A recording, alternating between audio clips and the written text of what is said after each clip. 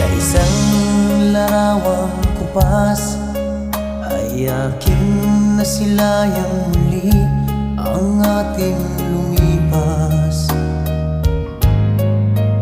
Kung may babalik ko lamang ang panahon at ang oras, hindi sana lungkot at pagsisisi ang dinaranas. Hanggang sa mga sandaling ito